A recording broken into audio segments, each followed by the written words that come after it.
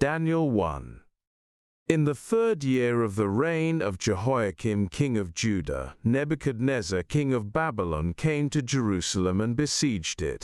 And the Lord delivered Jehoiakim king of Judah into his hand, along with some of the articles from the temple of God. These he carried off to the temple of his God in Babylonia, and put in the treasure house of his God. Then the king ordered Ashpenaz, chief of his court officials, to bring into the king's service some of the Israelites from the royal family and the nobility, young men without any physical defect, handsome, showing aptitude for every kind of learning, well-informed, quick to understand, and qualified to serve in the king's palace. He was to teach them the language and literature of the Babylonians. The king assigned them a daily amount of food and wine from the king's table. They were to be trained for 3 years, and after that they were to enter the king's service. Among those who were chosen were some from Judah: Daniel, Hananiah, Mishael, and Azariah. The chief official gave them new names. To Daniel, the name Belteshazzar; to Hananiah, Shadrach; to Mishael, Meshach; and to Azariah, Abednego. But Daniel resolved not to defile himself with the royal food and wine, and he asked the chief official for permission not to defile himself this way.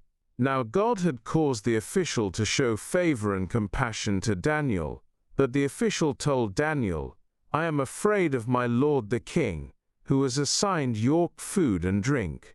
Why should he see you looking worse than the other young men your age? The king would then have my head because of you." Daniel then said to the guard whom the chief official had appointed over Daniel, Hananiah, Mishael, and Azariah, "Please test your servants for 10 days. Give us nothing but vegetables to eat and water to drink.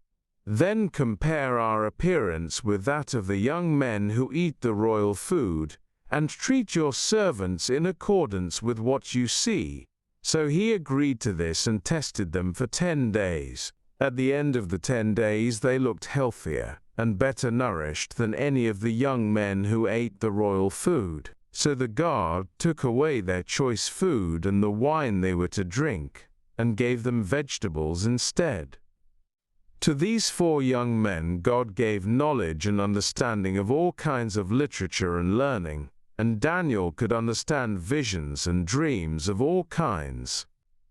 At the end of the time set by the king to bring them into his service, the chief official presented them to Nebuchadnezzar. The king talked with them, and he found none equal to Daniel, Hananiah, Mishael, and Azariah, so they entered the king's service. In every matter of wisdom and understanding about which the king questioned them, he found them 10 times better than all the magicians and enchanters in his whole kingdom. And Daniel remained there until the 1st year of King Cyrus. Daniel 2. In the 2nd year of his reign, Nebuchadnezzar had dreams. His mind was troubled and he could not sleep. So the king summoned the magicians, enchanters, sorcerers, and astrologers to tell him what he had dreamed. When they came in and stood before the king, he said to them, "I have had a dream that troubles me, and I want to know what it means." Then the astrologers answered the king, "See, may the king live forever. Tell your servants the dream, and we will interpret it." The king replied to the astrologers, "This is what I have firmly decided. If you do not tell me what my dream was and interpret it, I will have you cut into pieces and your houses turned into piles of rubble. But if you tell me the dream and explain it, you will receive from me gifts and rewards and great honor. So tell me the dream and interpret it for me." Once more they replied, "Let the king tell his servants the dream, and we will interpret it." Then the king answered, I am certain that you are trying to gain time, because you realize that this is what I have firmly decided. If you do not tell me the dream, there is only one penalty for you. You have conspired to tell me misleading and wicked things, hoping the situation will change. So then, tell me the dream, and I will know that you can interpret it for me." The astrologers answered the king, "There is no one on earth who can do what the king asks. No king, however great and mighty, has ever asked such a thing of any magician or enchanter or astrologer. What the king asks is too difficult. No one can reveal it to the king except the gods, and they do not live among humans." This made the king so angry and furious that he ordered the execution of all the wise men of Babylon. So the decree was issued to put the wise men to death, and men were sent to look for Daniel and his friends to put them to death. When Arioch, the commander of the king's guard, had gone out to put to death the wise men of Babylon, Daniel spoke to him with wisdom and tact. He asked the king's officer, "Why did the king issue such a harsh decree?" Arioch then explained the matter to Daniel. At this, Daniel went in to the king and asked for time, so that he might interpret the dream for him. Then Daniel returned to his house and explained the matter to his friends Hananiah, Mishael, and Azariah. He urged them to plead for mercy from the God of heaven concerning this mystery, so that he and his friends might not be executed with the rest of the wise men of Babylon. During the night the mystery was revealed to Daniel in a vision. Then Daniel praised the God of heaven and said, "Praise be to the name of God forever and ever. Wisdom and power are his. He changes times and seasons.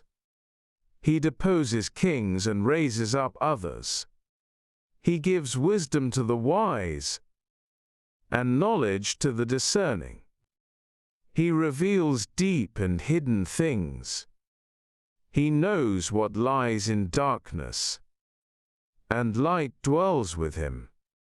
I thank and praise you, God of my ancestors. You have given me wisdom and power. You have made known to me what we asked of you. You have made known to us the dream of the king." Then Daniel went to Arioch, whom the king had appointed to execute the wise men of Babylon, and said to him, "Do not execute the wise men of Babylon. Take me to the king, and I will interpret his dream for him." Arioch took Daniel to the king at once and said, "I have found a man among the exiles from Judah who can tell the king what his dream means." The king asked Daniel, also called Belteshazzar, "Are you able to tell me what I saw in my dream and interpret it?" Daniel replied, "No wise man, enchanter, magician or diviner can explain to the king the mystery he has asked about, but there is a God in heaven who reveals mysteries. He has shown King Nebuchadnezzar what will happen in days to come. Your dream and the visions that passed through your mind as you were lying in bed are these. As your majesty was lying there, your mind turned to things to come, and the revealer of mysteries showed you what is going to happen.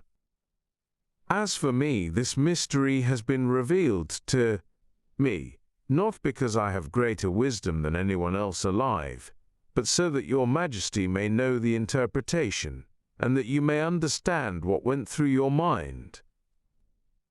Your majesty looked, and there before you stood a large statue, an enormous, dazzling statue, awesome in appearance.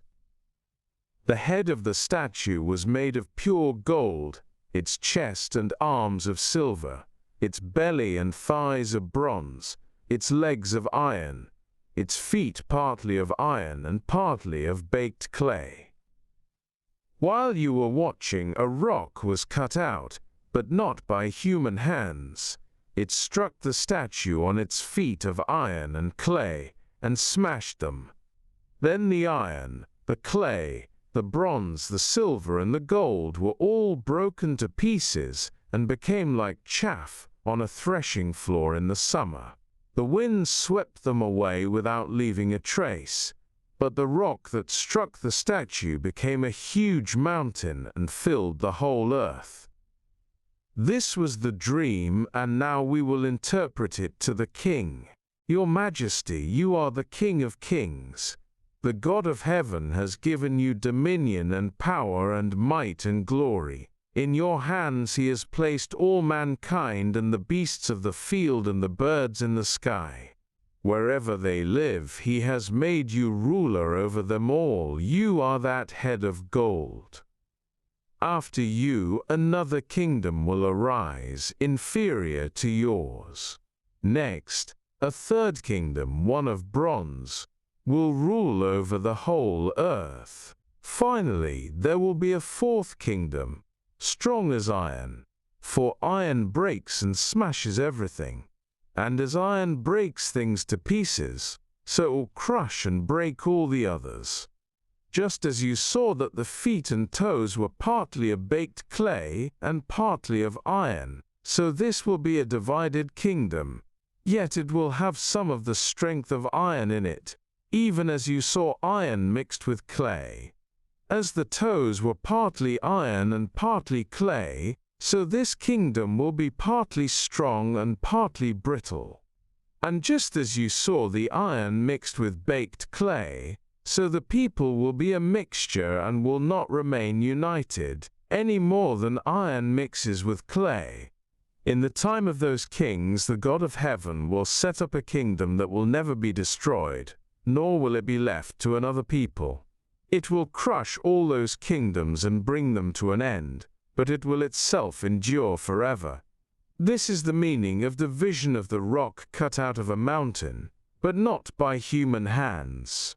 A rock that broke the iron, the bronze, the clay, the silver, and the gold to pieces. The great God has shown the king what will take place in the future. The dream is true, and its interpretation is trustworthy.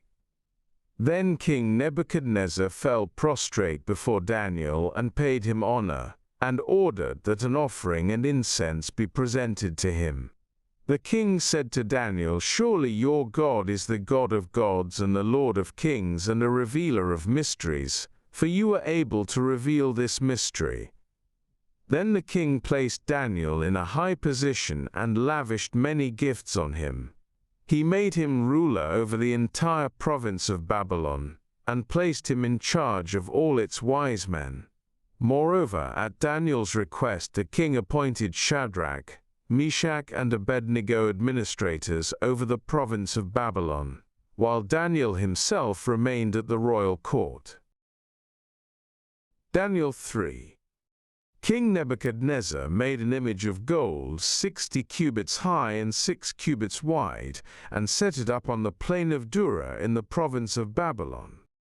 He then summoned the satraps, prefects, governors, advisors, treasurers, judges, magistrates, and all the other provincial officials to come to the dedication of the image he had set up. So the satraps, prefects, governors, advisors, treasurers, judges, magistrates, and all the other provincial officials assembled for the dedication of the image that King Nebuchadnezzar had set up, and they stood before it. Then the herald loudly proclaimed, "Nations and peoples of every language, this is what you are commanded to do. As soon as you hear the sound of the horn, flute, zither, lyre, harp, pipe, and all kinds of music, you must fall down and worship the image of gold that King Nebuchadnezzar has set up. Whoever does not fall down and worship will immediately be thrown into a blazing furnace." Therefore, as soon as they heard the sound of the horn, flute, zither, lyre, harp, and all kinds of music, all the nations and peoples of every language fell down and worshipped the image of gold that King Nebuchadnezzar had set up. At this time some astrologer SB came forward and denounced the Jews. They said to King Nebuchadnezzar, "May the king live forever." Your Majesty has issued a decree that everyone who hears the sound of the horn, flute, zither, lyre, harp, pipe, and all kinds of music must fall down and worship the image of gold, and that whoever does not fall down and worship will be thrown into a blazing furnace. But there are some Jews whom you have set over the affairs of the province of Babylon, Shadrach, Meshach, and Abednego, who pay no attention to you, your Majesty. They neither serve your gods nor worship the image of gold you have set up. Furious with rage, Nebuchadnezzar summoned Shadrach, Meshach, and Abednego. So these men were brought before the king, and Nebuchadnezzar said to them, "Is it true, Shadrach, Meshach, and Abednego, that you do not serve my gods or worship the image of gold I have set up? Now when you hear the sound of the horn, flute, zither, lyre, harp, pipe, and all kinds of music, if you are ready to fall down and worship the image I made, very good. But if you do not worship it, you will be thrown immediately into a blazing furnace. Then what God will be able to rescue you from my hand?" Shadrach, Meshach, and Abednego replied to him, "King Nebuchadnezzar, we do not need to defend ourselves before you in this matter. If we are thrown into the blazing furnace, the God we serve is able to deliver us from it, and he will deliver us from your Majesty's hand.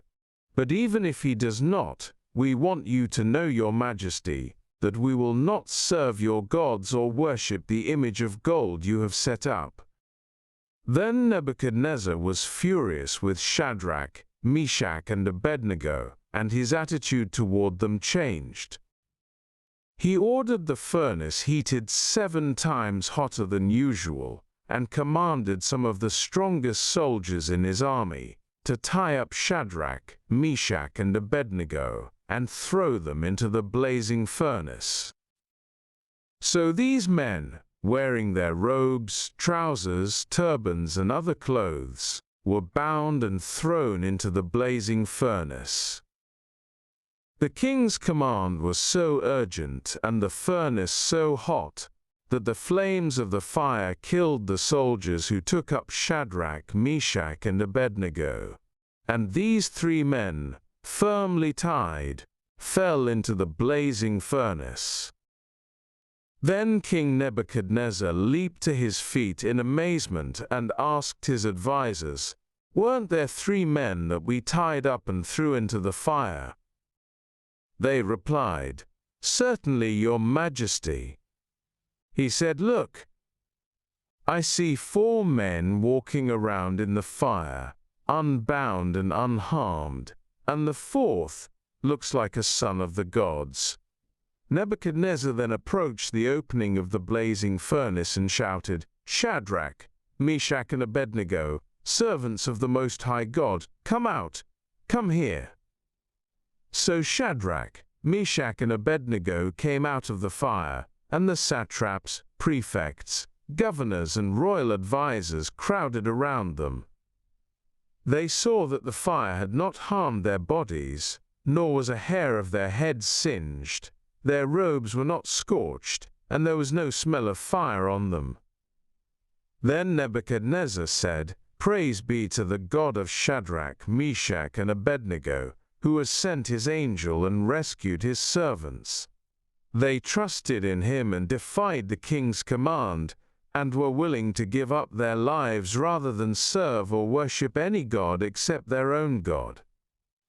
Therefore I decree that the people of any nation or language who say anything against the God of Shadrach, Meshach, and Abednego be cut into pieces, and their houses be turned into piles of rubble, for no other God can save in this way.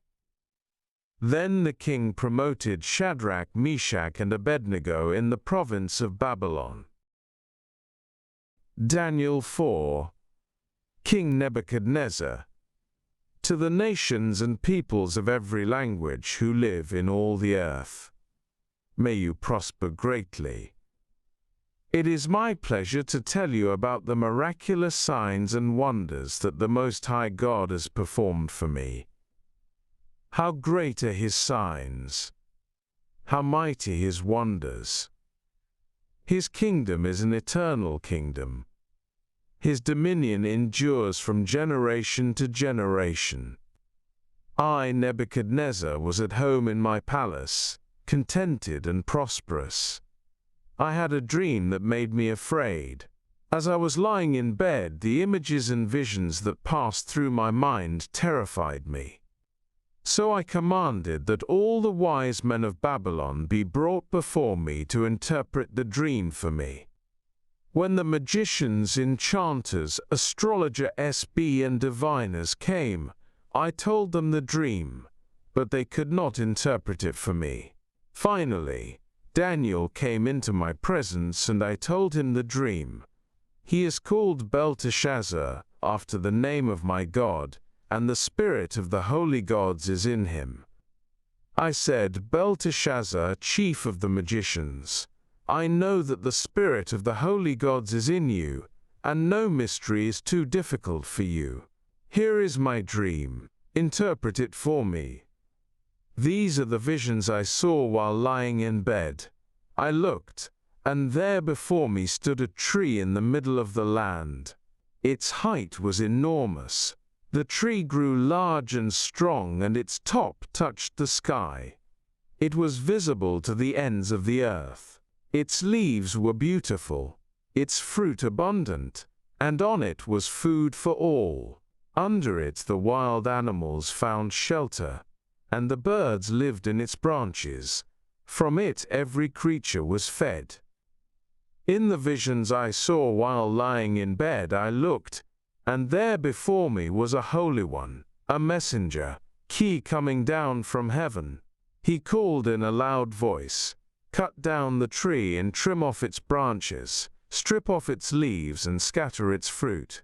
Let the animals flee from under it and the birds from its branches. But let the stump and its roots, bound with iron and bronze, remain in the ground, in the grass of the field. Let him be drenched with the dew of heaven, and let him live with the animals among the plants of the earth. Let his mind be changed from that of a man, and let him be given the mind of an animal, till 7 times pass by for him. The decision is announced by messengers, the holy ones declare the verdict, so that the living may know that the Most High is sovereign over all kingdoms on earth, and gives them to anyone he wishes and sets over them the lowliest of people. This is the dream that I, King Nebuchadnezzar, had. Now, Belteshazzar, tell me what it means, for none of the wise men in my kingdom can interpret it for me, but you can because the spirit of the holy gods is in you." Then Daniel, also called Belteshazzar, was greatly perplexed for a time, and his thoughts terrified him. So the king said, "Belteshazzar, do not let the dream or its meaning alarm you." Belteshazzar answered, "My lord, if only the dream applied to your enemies and its meaning to your adversaries." 20. The tree you saw, which grew large and strong, with its top touching the sky, visible to the whole earth, with beautiful leaves and abundant fruit, providing food for all, giving shelter to the wild animals, and having nesting places in its branches for the birds. Your Majesty, you are that tree. You have become great and strong. Your greatness has grown until it reaches the sky, and your dominion extends to distant parts of the earth. Your Majesty saw a Holy One, a messenger, coming down from heaven and saying, "Cut down the tree and destroy it, but leave the stump, bound with iron and bronze, in the grass of the field, while its roots remain in the ground. Let him be drenched with the dew of heaven. Let him live with the wild animals, until 7 times pass by for him."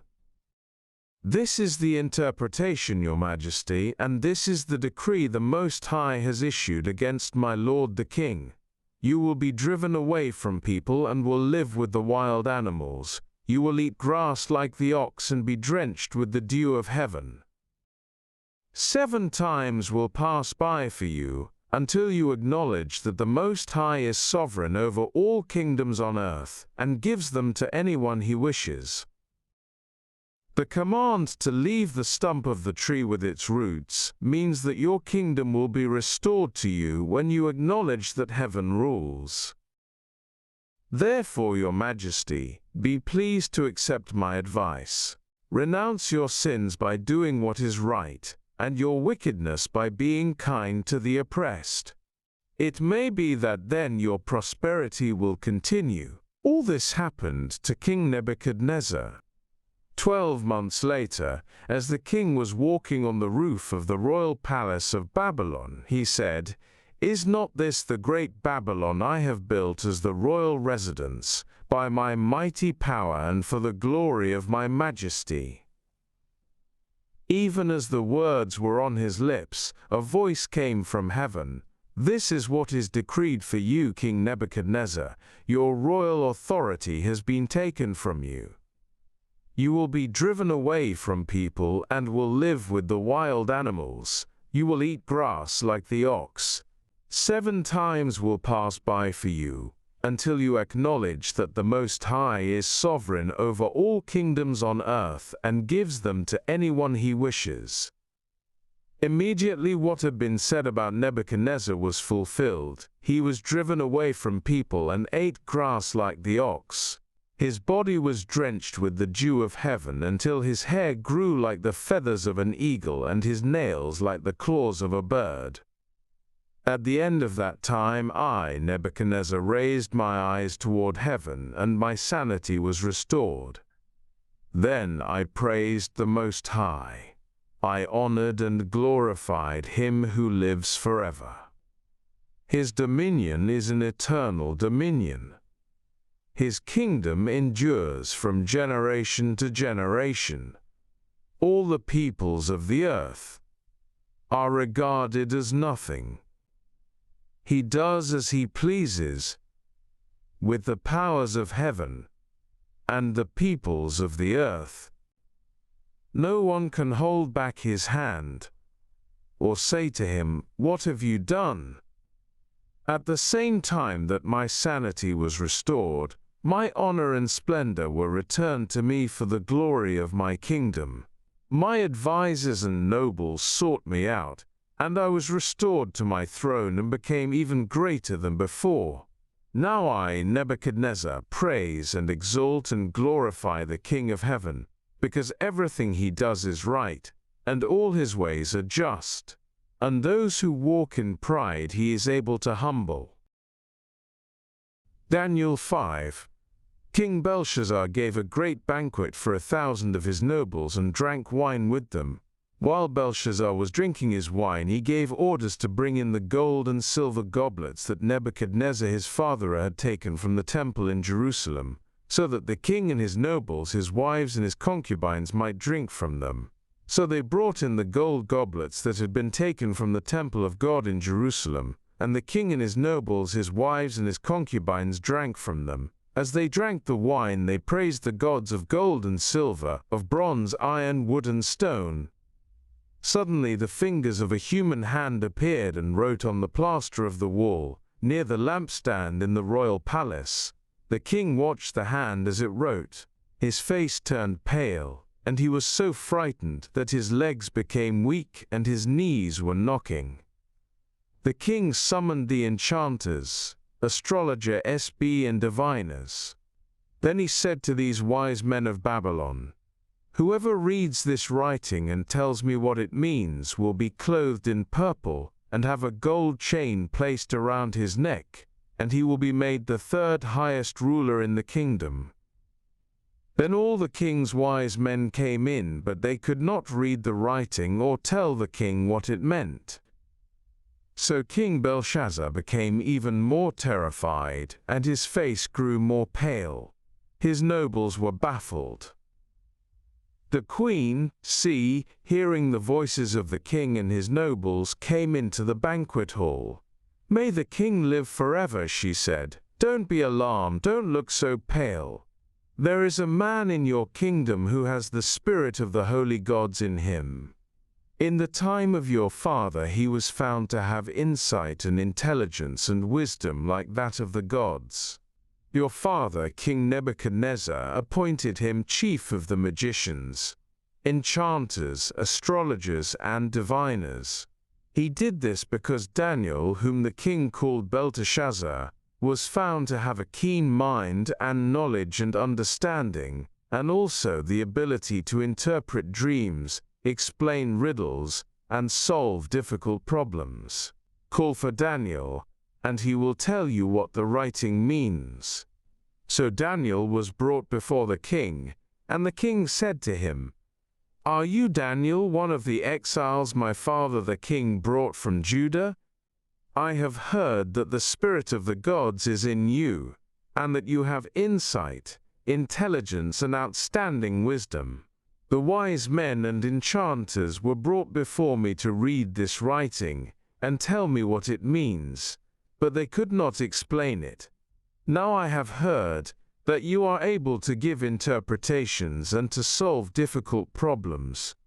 If you can read this writing and tell me what it means, you will be clothed in purple and have a gold chain placed around your neck, and you will be made the third highest ruler in the kingdom."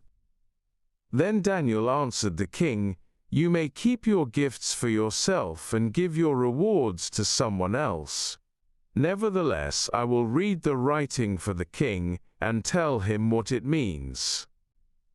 Your Majesty, the Most High God gave your father Nebuchadnezzar sovereignty and greatness and glory and splendor. Because of the high position he gave him, all the nations and peoples of every language dreaded and feared him. Those the king wanted to put to death, he put to death. Those he wanted to spare, he spared.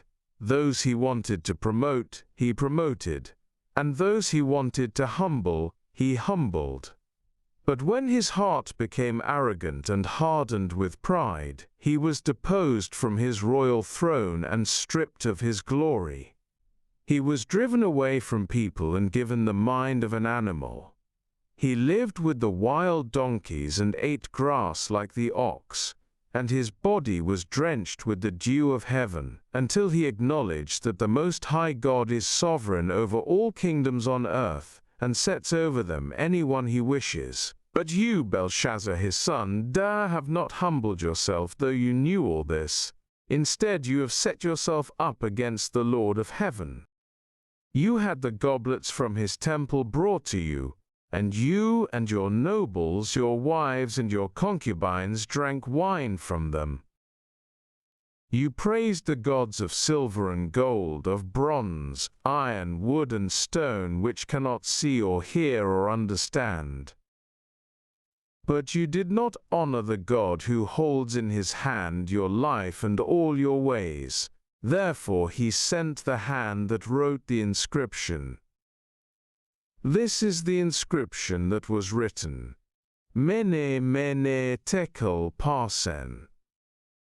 Here is what these words mean.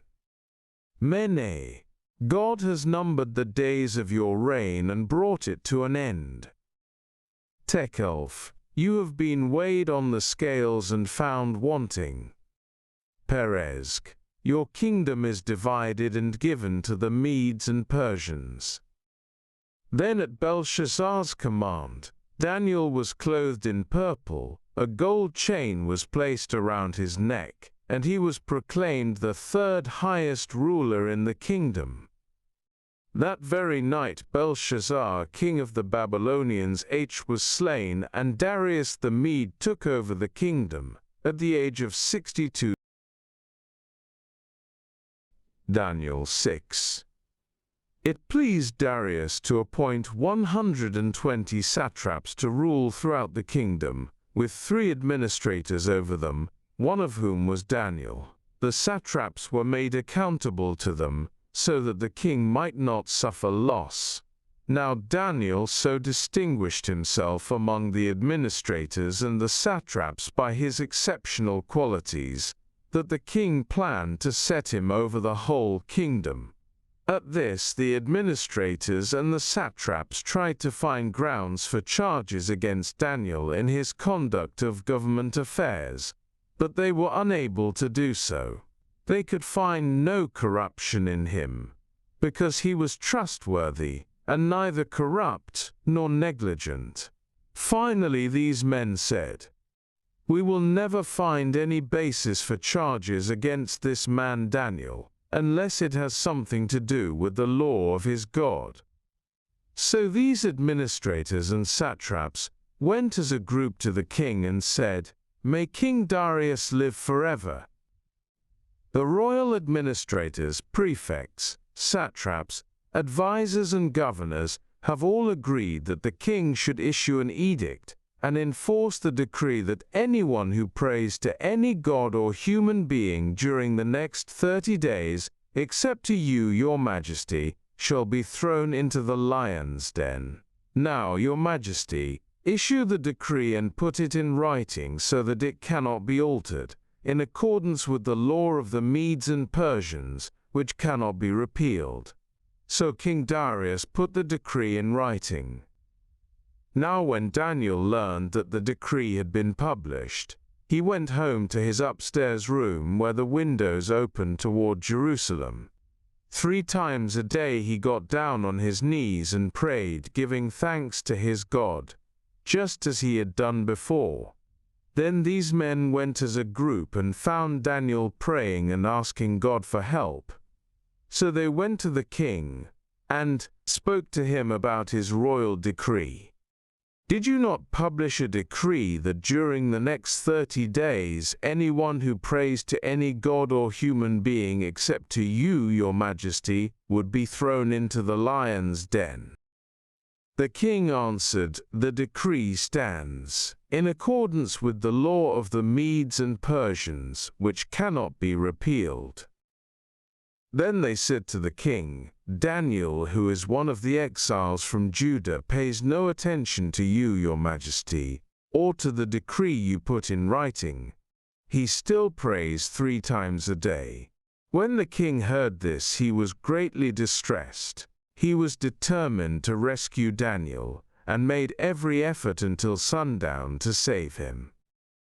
Then the men went as a group to King Darius and said to him, "Remember, your majesty, that according to the law of the Medes and Persians, no decree or edict that the king issues can be changed." So the king gave the order, and they brought Daniel and threw him into the lion's den. The king said to Daniel, "May your God whom you serve continually rescue you." A stone was brought and placed over the mouth of the den, and the king sealed it with his own signet ring and with the rings of his nobles, so that Daniel's situation might not be changed. Then the king returned to his palace and spent the night without eating, and without any entertainment being brought to him. And he could not sleep. At the first light of dawn, the king got up and hurried to the lion's den. When he came near the den, he called to Daniel in an anguished voice, "Daniel, servant of the living God, has your God, whom you serve continually, been able to rescue you from the lions?" Daniel answered, "May the king live forever. My God sent his angel and he shut the mouths of the lions. They have not hurt me because I was found innocent in his sight. Nor have I ever done any wrong before you, your majesty." The king was overjoyed and gave orders to lift Daniel out of the den. And when Daniel was lifted from the den, no wound was found on him, because he had trusted in his God. At the king's command, the men who had falsely accused Daniel were brought in and thrown into the lion's den, along with their wives and children. And before they reached the floor of the den, the lions overpowered them and crushed all their bones. Then King Darius wrote to all the nations and peoples of every language in all the earth, "May you prosper greatly. I issue a decree that in every part of my kingdom people must fear and reverence the God of Daniel. For he is the living God, and he endures forever. His kingdom will not be destroyed. His dominion will never end. He rescues and he saves. He performs signs and wonders in the heavens and on the earth. He has rescued Daniel from the power of the lions." So Daniel prospered during the reign of Darius and the reign of Cyrus the Persian. Daniel 7. In the first year of Belshazzar, king of Babylon, Daniel had a dream, and visions passed through his mind as he was lying in bed. He wrote down the substance of his dream. Daniel said, "In my vision at night I looked, and there before me were the four winds of heaven churning up the great sea. 4 great beasts, each different from the others, came up out of the sea. The first was like a lion, and it had the wings of an eagle. I watched until its wings were torn off, and it was lifted from the ground so that it stood on 2 feet like a human being, and the mind of a human was given to it. And there before me was a second beast which looked like a bear. It was raised up on one of its sides, and it had 3 ribs in its mouth between its teeth. It was told, 'Get up and eat your fill of flesh.' After that I looked, and there before me was another beast, one that looked like a leopard. And on its back it had 4 wings like those of a bird. This beast had 4 heads, and it was given authority to rule. After that in my vision at night I looked, and there before me was a 4th beast, terrifying and frightening and very powerful.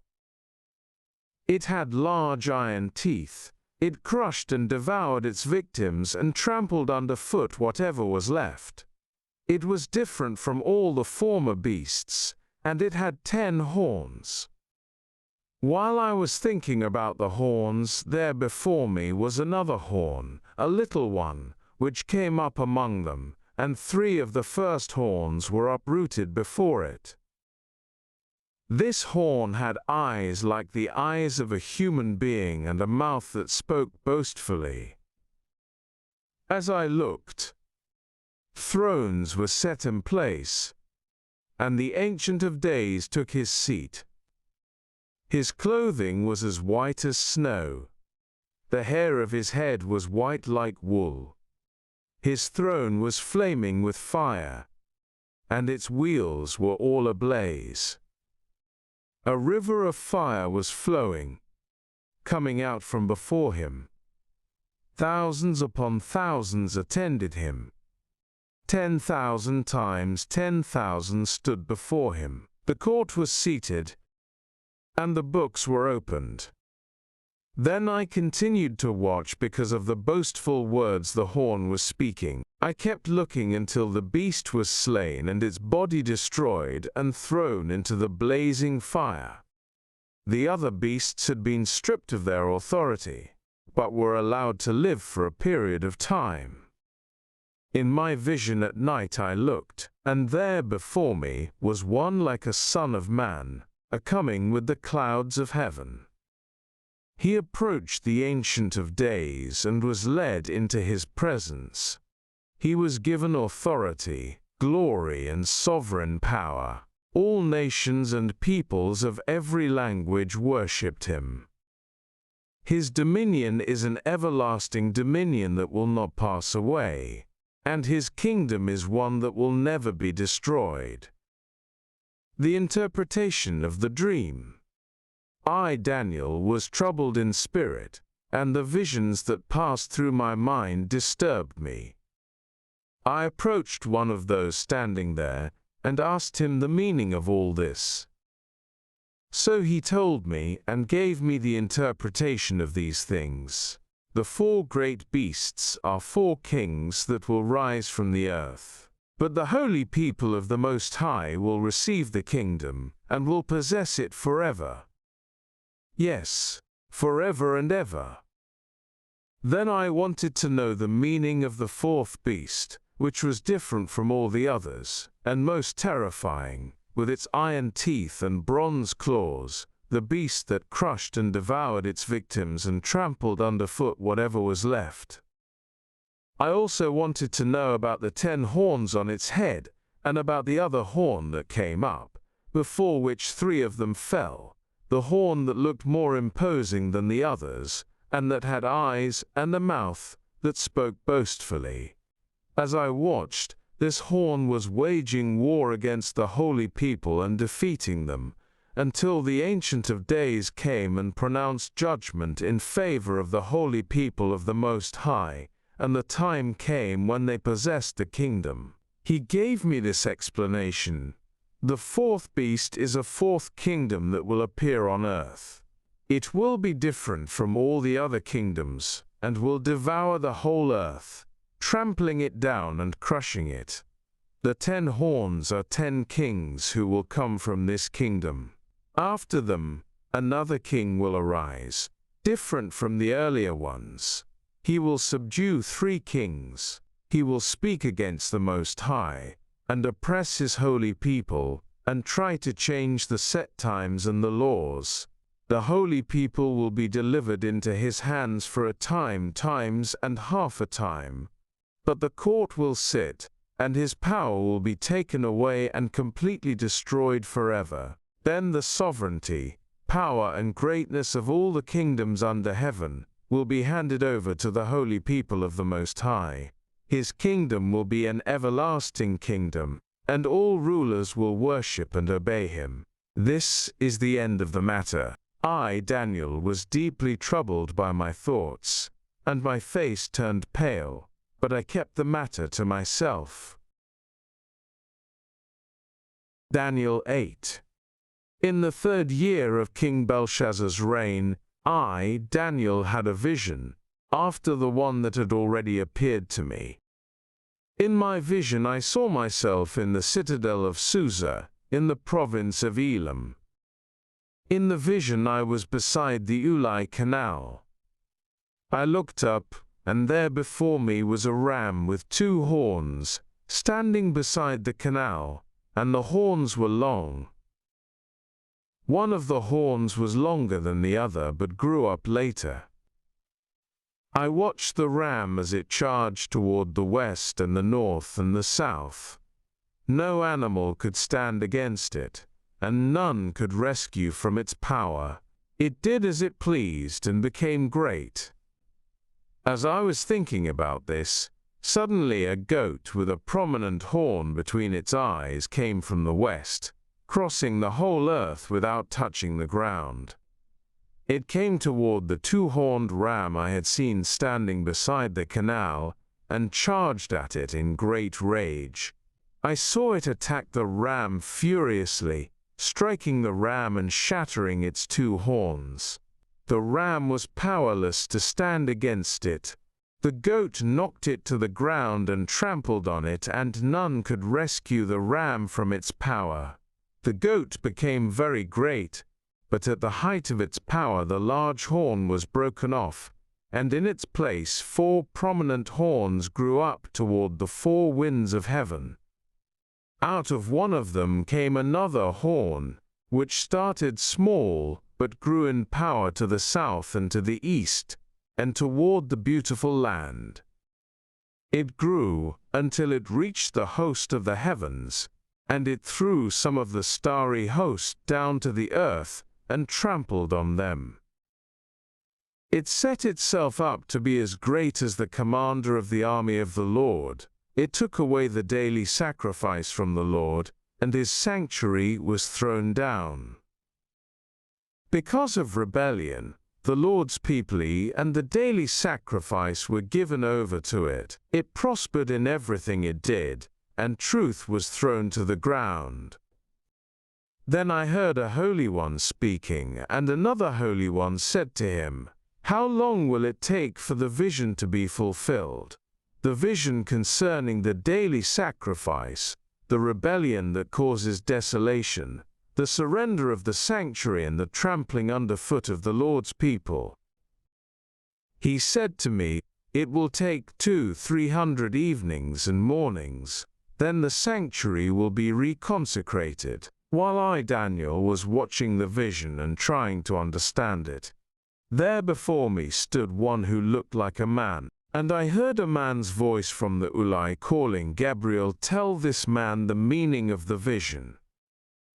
As he came near the place where I was standing, I was terrified and fell prostrate.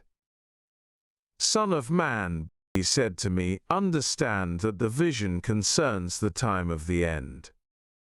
While he was speaking to me, I was in a deep sleep, with my face to the ground.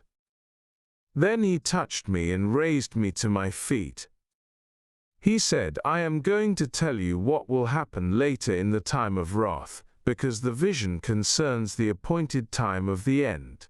The two-horned ram that you saw represents the kings of Media and Persia. The shaggy goat is the king of Greece, and the large horn between its eyes is the first king. The 4 horns that replace the one that was broken off represent 4 kingdoms that will emerge from his nation but will not have the same power. In the latter part of their reign, when rebels have become completely wicked, a fierce-looking king, a master of intrigue, will arise. He will become very strong, but not by his own power.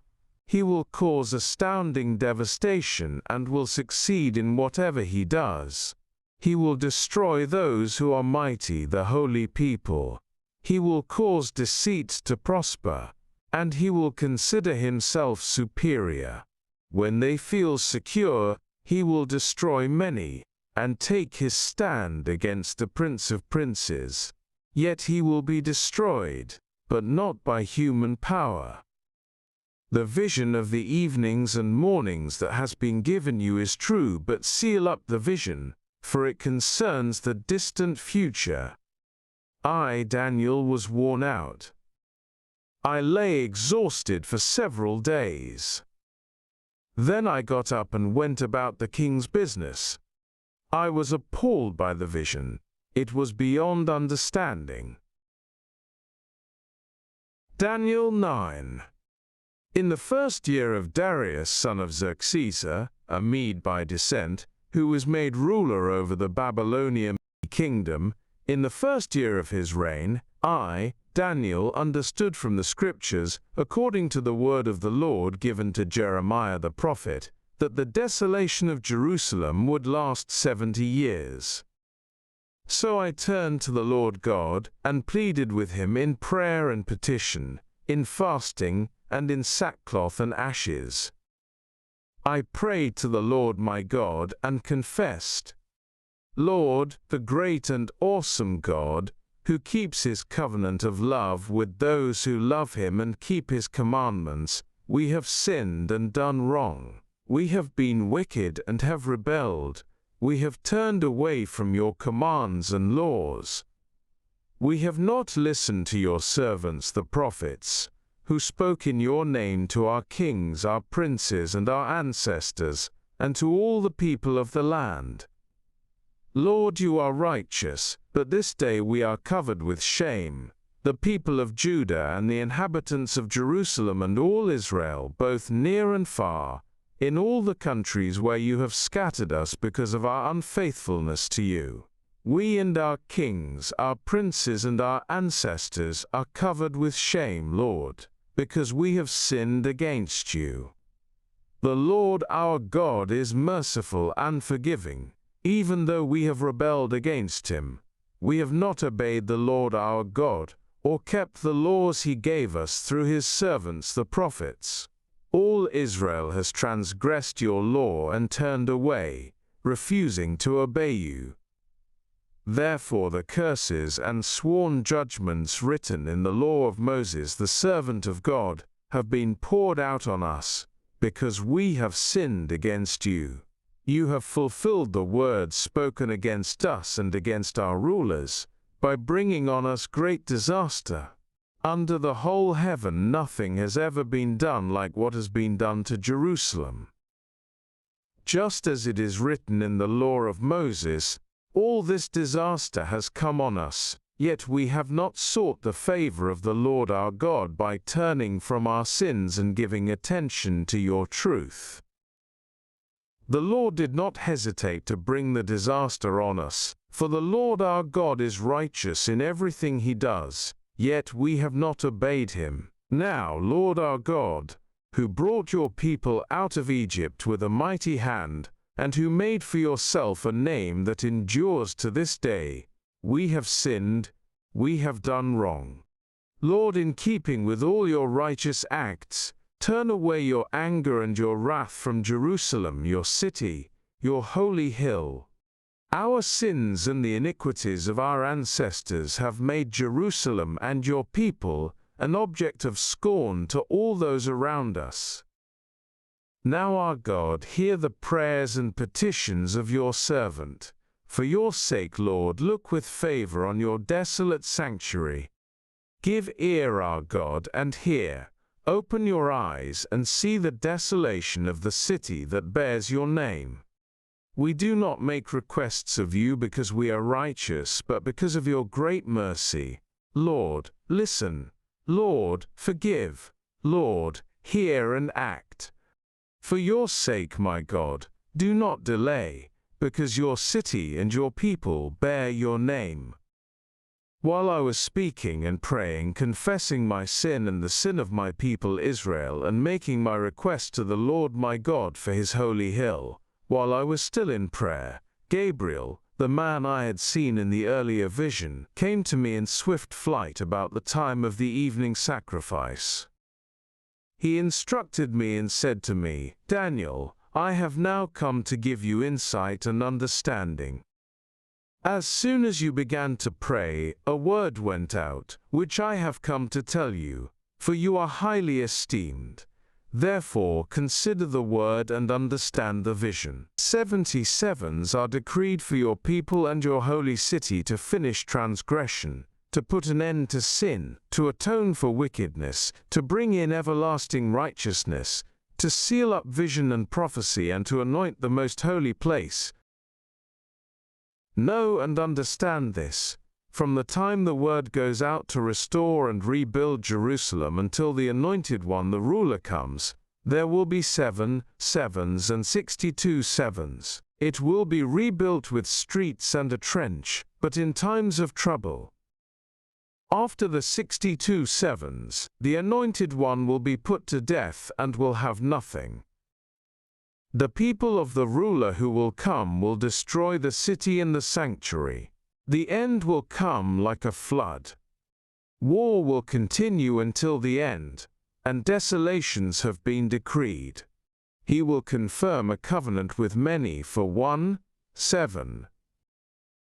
In the middle of the 7, he will put an end to sacrifice and offering, and at the temple she will set up an abomination that causes desolation, until the end that is decreed is poured out on him. Daniel 10.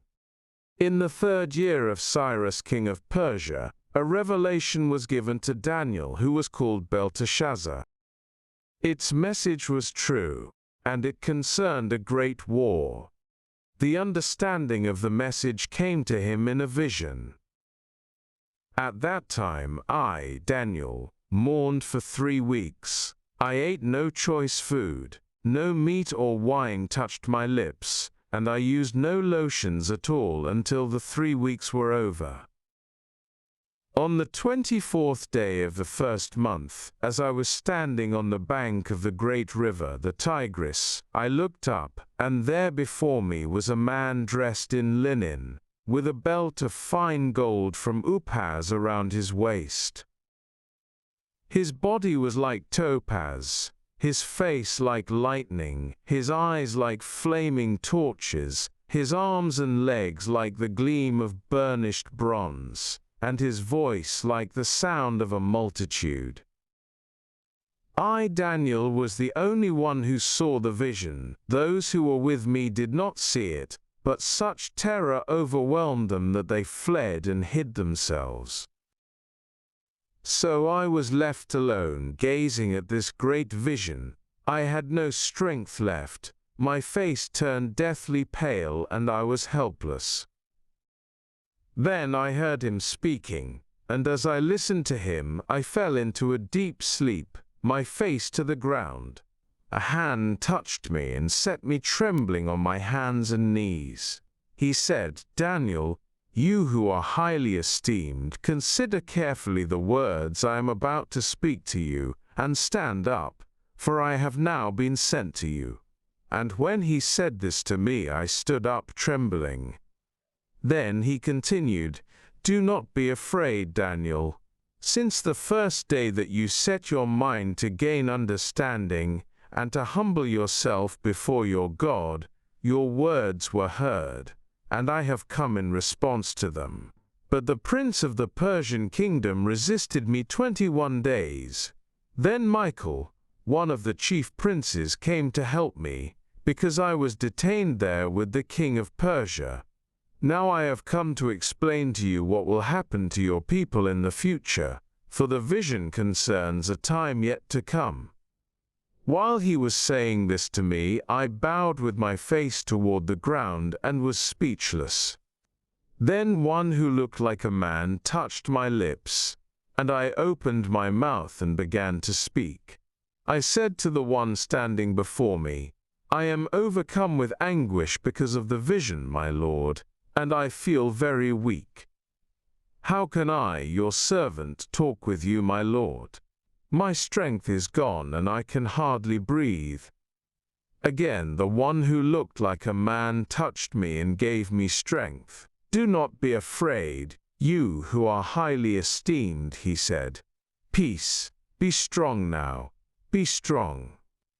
When he spoke to me, I was strengthened and said, "Speak, my lord, since you have given me strength." So he said, "Do you know why I have come to you? Soon I will return to fight against the prince of Persia, and when I go, the prince of Greece will come. But first I will tell you what is written in the book of truth.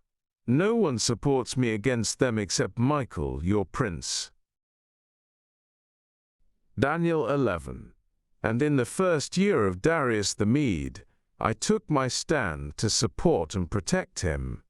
Now then, I tell you the truth. 3 more kings will arise in Persia, and then a 4th, who will be far richer than all the others. When he has gained power by his wealth, he will stir up everyone against the kingdom of Greece.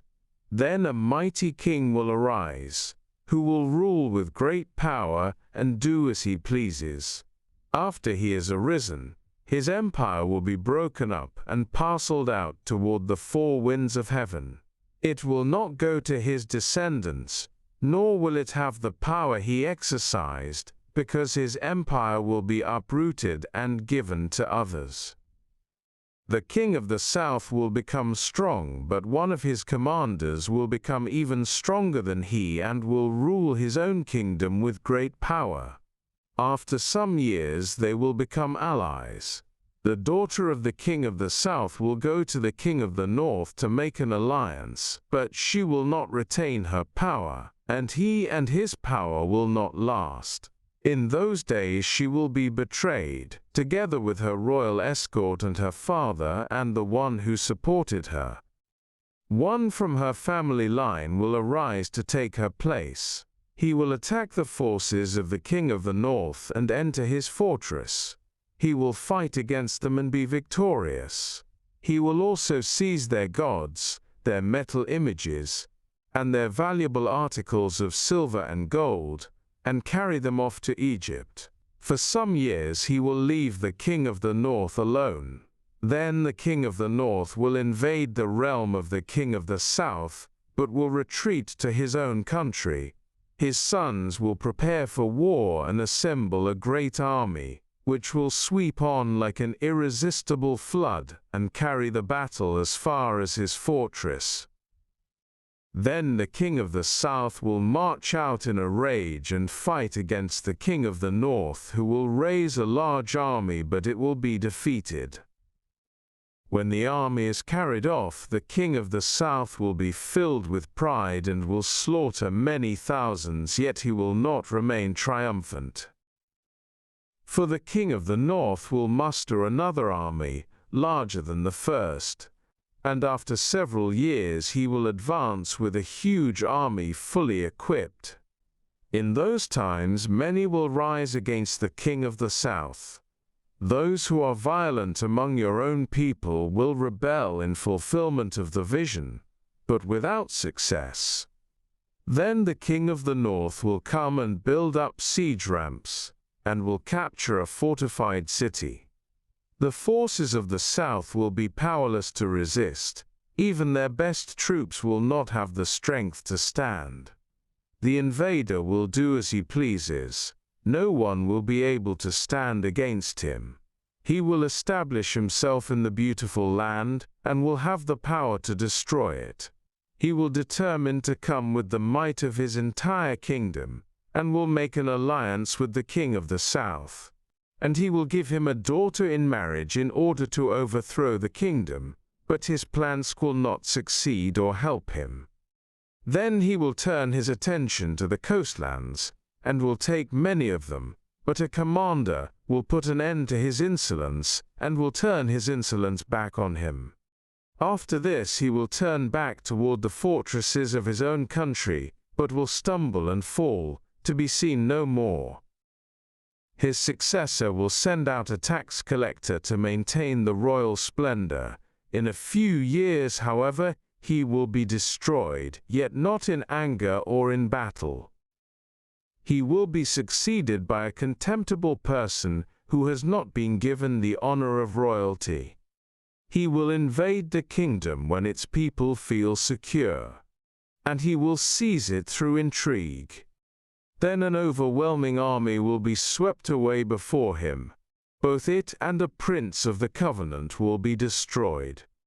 After coming to an agreement with him, he will act deceitfully, and with only a few people he will rise to power.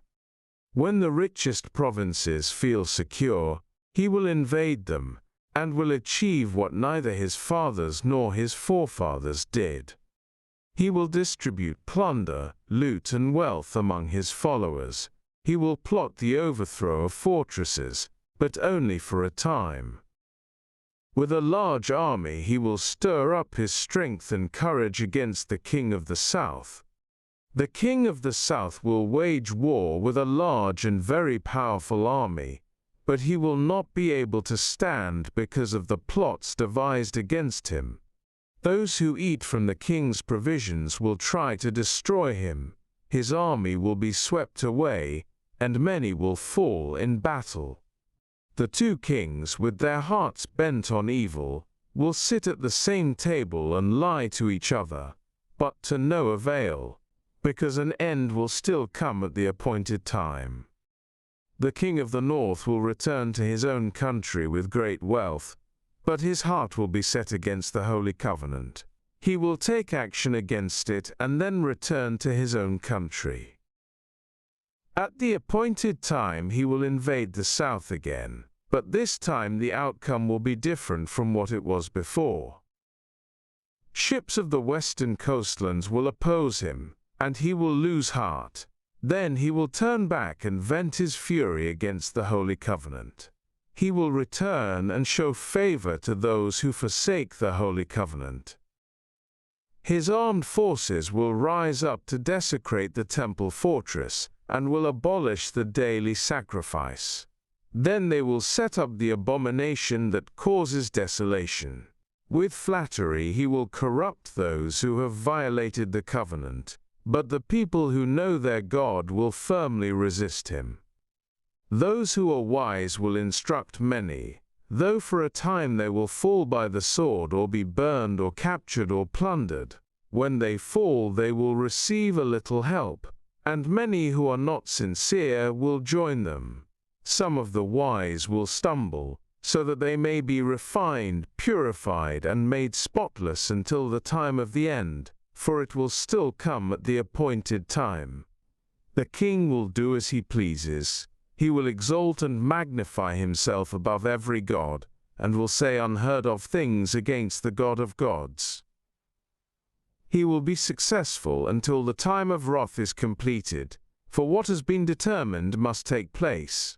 He will show no regard for the gods of his ancestors or for the one desired by women, nor will he regard any god, but will exalt himself above them all. Instead of them he will honor a god of fortresses. A god unknown to his ancestors he will honor with gold and silver, with precious stones and costly gifts. He will attack the mightiest fortresses with the help of a foreign god, and will greatly honor those who acknowledge him. He will make them rulers over many people and will distribute the land at a price. At the time of the end, the king of the south will engage him in battle, and the king of the north will storm out against him with chariots and cavalry and a great fleet of ships. He will invade many countries and sweep through them like a flood. He will also invade the beautiful land. Many countries will fall, but Edom, Moab, and the leaders of Ammon will be delivered from his hand. He will extend his power over many countries. Egypt will not escape. He will gain control of the treasures of gold and silver and all the riches of Egypt, with the Libyans and Cushites in submission. But reports from the east and the north will alarm him, and he will set out in a great rage to destroy and annihilate many. He will pitch his royal tents between the seas at the beautiful holy mountain. Yet he will come to his end, and no one will help him. Daniel 12. At that time Michael, the great prince who protects your people, will arise. There will be a time of distress such as has not happened from the beginning of nations until then. But at that time your people, everyone whose name is found written in the book, will be delivered. Multitudes who sleep in the dust of the earth will awake, some to everlasting life, others to shame and everlasting contempt. Those who are wise will shine like the brightness of the heavens, and those who lead many to righteousness, like the stars forever and ever. But you, Daniel, roll up and seal the words of the scroll until the time of the end. Many will go here and there to increase knowledge.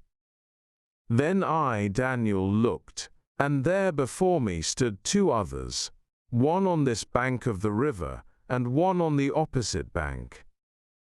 One of them said to the man clothed in linen, who was above the waters of the river, "How long will it be before these astonishing things are fulfilled?" The man clothed in linen who was above the waters of the river lifted his right hand and his left hand toward heaven, and I heard him swear by him who lives forever, saying, "It will be for a time, times and half a time." When the power of the holy people has been finally broken, all these things will be completed. I heard, but I did not understand. So I asked, "My Lord, what will the outcome of all this be?" He replied, "Go your way, Daniel, because the words are rolled up and sealed until the time of the end. Many will be purified, made spotless and refined, but the wicked will continue to be wicked. None of the wicked will understand, but those who are wise will understand. From the time that the daily sacrifice is abolished and the abomination that causes desolation is set up, there will be 290 days. Blessed is the one who waits for and reaches the end of the 335 days. As for you, go your way till the end. You will rest, and then at the end of the days you will rise to receive your allotted inheritance.